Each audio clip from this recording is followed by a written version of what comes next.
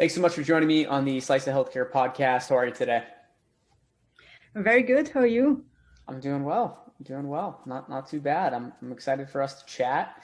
Uh, this is kind of one of our first opportunities where we're actually rolling out these new pieces of content that I had the opportunity to speak with one of your co-founders, Bruno, about right over at 28 Health.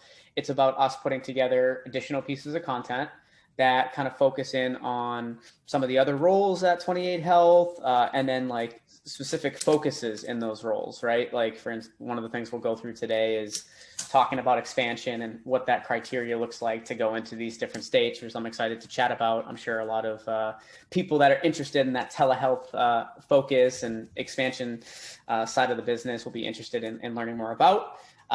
But I think we should dive right into it. If you could tell the audience a little bit about you, we can start off there. Sure. So my name is Livia, and I've always been passionate about healthcare, which is why I decided to study biomedical engineering. When I finished my studies, I went to work for a company called IBA, which is short for ion beam application, which is the world leader in proton therapy. Proton therapy is a new treatment for cancer, high-tech treatment, which is very, very interesting. And my experience there was very rewarding. I had a couple of roles there, started as the classical engineer, and then continued as project and product manager.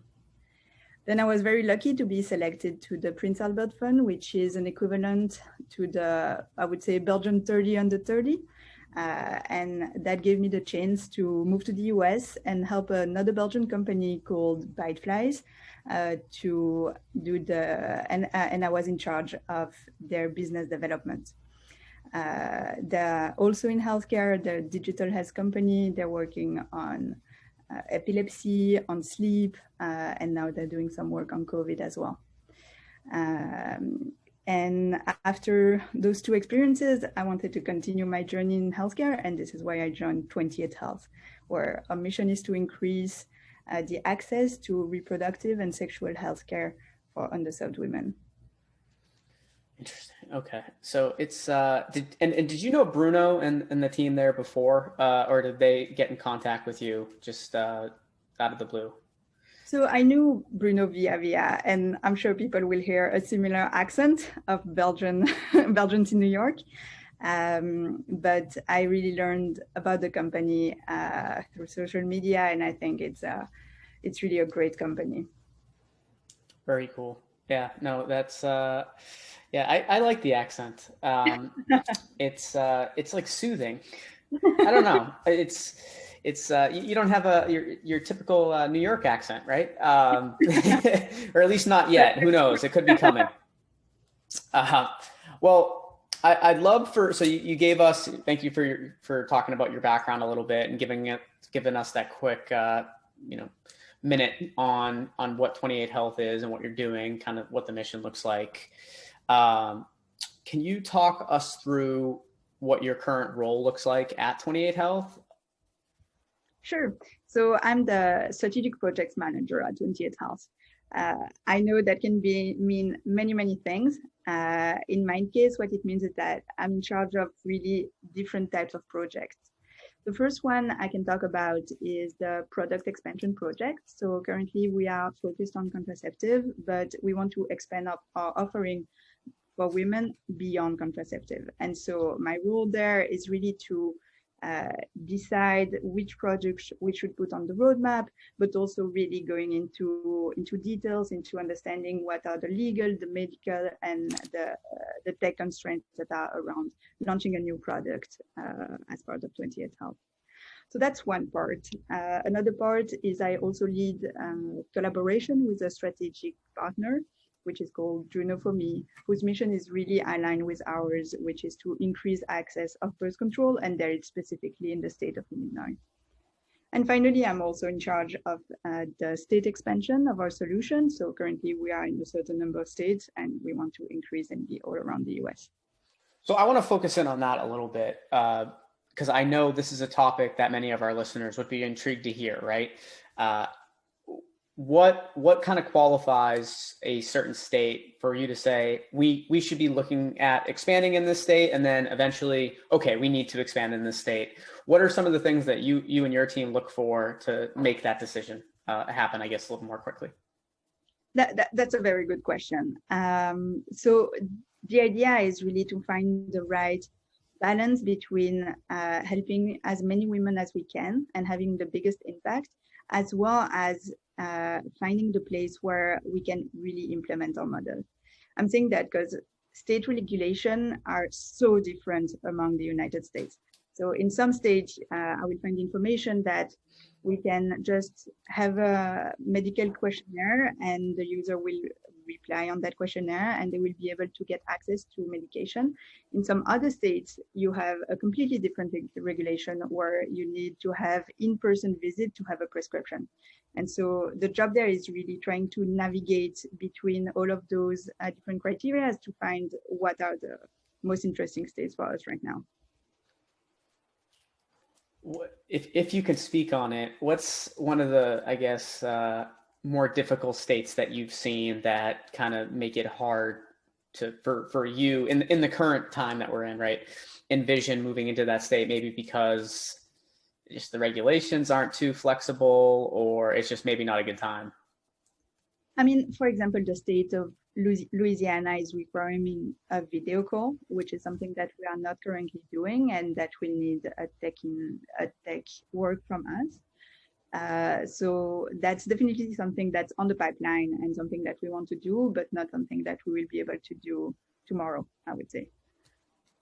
All right, so Louisiana, if you're listening, help them out. Be a little more flexible. And no, I'm just kidding. Okay, that makes sense. Would you say so? Okay, so there's multiple things that you look at in determining whether you should go into a state. I'm curious to hear. Obviously, I'd say there's some parts of what you do today that are connected to what you've done in your past, but I'd like to focus in on what are some of these past experiences that you've had that have helped you in your current role at 28 Health? Sure. So as a project manager at IBA, I really learned how to put new products on market and really understanding what are the software side, the hardware side, so more the engineering side of the process, as well as more really the medical side and the regulation. So really trying to understand who are the stakeholders to really put a new market on a new product on market. So I would say, thanks to my experience at IBA, I could really bring that to the company. And then with my second experience at Biteflies, I think I really understand how to put a roadmap together, how to re-strategize on which should be the next states, which should be the next products. And so that's really what I think I can bring to the company and what my previous experience learned me. That was very helpful. Thank you.